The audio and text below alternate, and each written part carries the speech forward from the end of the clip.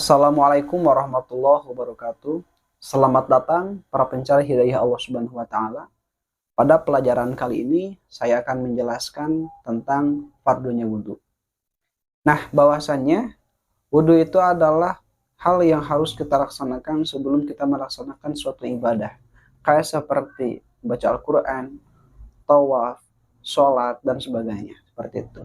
Apabila kita akan melaksanakan sholat, maka wudhu itu hukumnya wajib.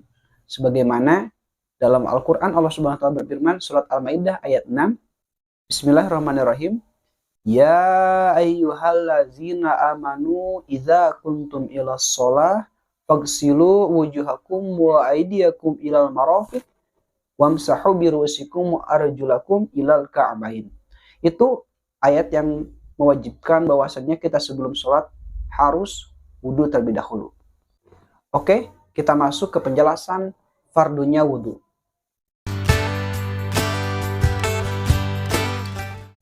Bismillahirrahmanirrahim. Paslun ari ieu eta pasal sahiji furudul wudhu'i ari pirang-pirang farduna wudhu eta sitatun aya genep. Al awalu ari anu kahijina eta an-niyatu niat.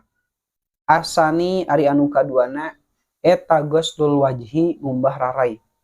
Asalisu ari anu katiluna eta ghuslul yadaini ngumbah panangan dua ma'al mirfaqaini sarta sikuduanana.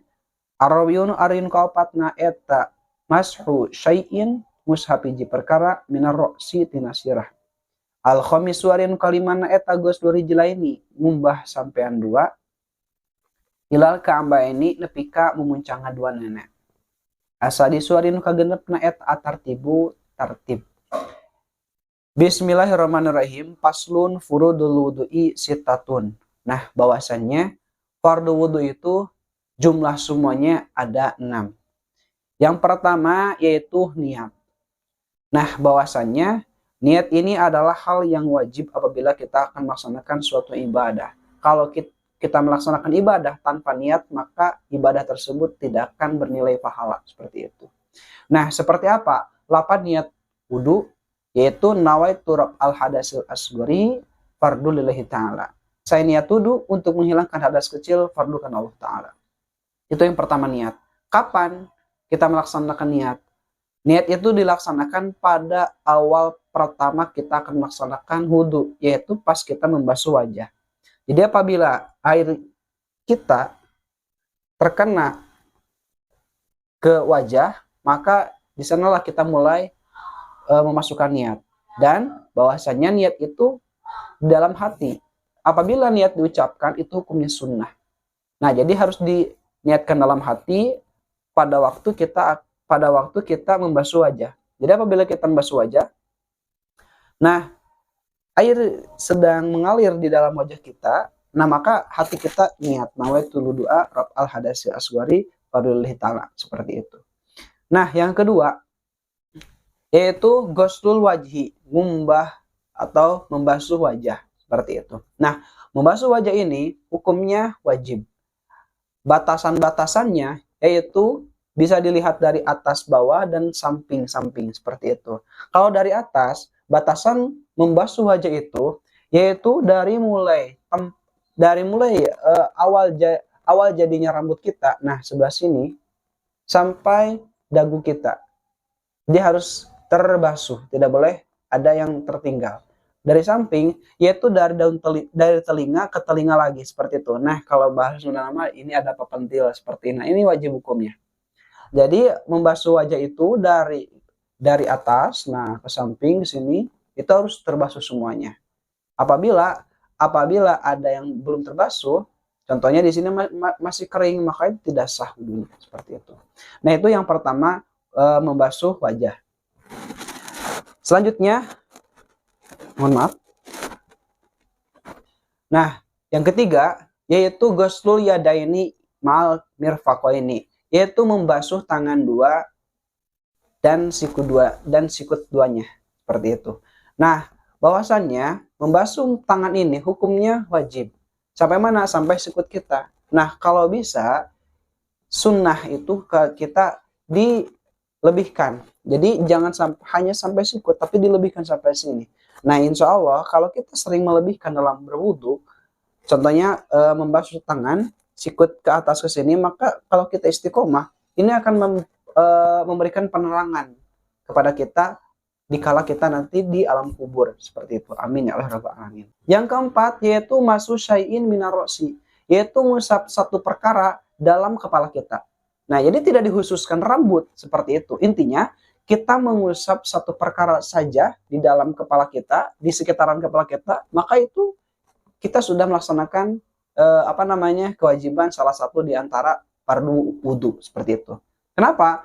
Karena kalau yang tidak ada rambut bagaimana? Yang botak contohnya gitu. Nah, maka cukup aja di kepala yang lenangnya itu cuma diusap seperti itu. Nah, itu dalam mengusap rambut. Akan tetapi perlu diperhatikan untuk perempuan khususnya, karena perempuan itu rata-rata rambutnya panjang, jadi tidak sampai sini seperti laki-laki kan, panjang sampai sini. Nah, maka ngusap rambutnya itu, kalau mau ngusap rambut ya, ngusap rambutnya itu tidak boleh melebihi batas kepala. Nah, kan kepala sampai sini. Jadi tidak boleh mengusap rambut yang merumbai ke sini. Kan rambutnya sampai sini, nah sampai perut nanti. Jadi pas waktu mau ngusap suatu perkara dalam kepala kita, terus ngusap yang rambut di sini, tidak sah seperti itu. Kenapa? Karena tidak ada di area kepala kita, seperti itu. Jadi harus rambut yang sebelah sini seperti itu. Dan untuk mengusap rambut itu tidak harus semuanya. Itu sunnah hukumnya. Sunnah itu semuanya kan. Dan kalaupun kita mengusap satu helai dua helai pun itu hukumnya sudah mendapatkan salah satu fardu wudu, seperti itu. Dan selanjutnya al-khamisu ghuslu rijlaini, yang kelima yaitu membasuh kaki dua. Nah, kaki dua kita itu harus dibasuh, hukumnya wajib sampai mana? Sampai mata kaki kita. Dan lebih bagusnya lagi dilebihkan seperti itu. Kenapa? Karena bagus kita melebihkan membasuh kaki kita. Kenapa? Seperti tadi di tangan kita, yaitu akan memberikan cahaya di dalam kubur nanti apabila kita mengistiqomahkan membasuh kaki sampai melebihi mata kaki, seperti itu. Selanjutnya yang keenam yaitu at-tartibu tartib. Nah, bahwasannya tartib itu adalah mendahulukan hal yang awal, mengakhirkan hal yang terakhir, seperti itu. Maksudnya seperti apa? Jadi dalam konteks berwudu itu kita harus berurutan dari fardu yang pertama sampai fardu yang kelima. Dari mulai niat, membasuh wajah, membasuh tangan, mengusap kepala kita, terus membasuh kaki kita. Harus berurutan, tidak boleh tidak berurutan.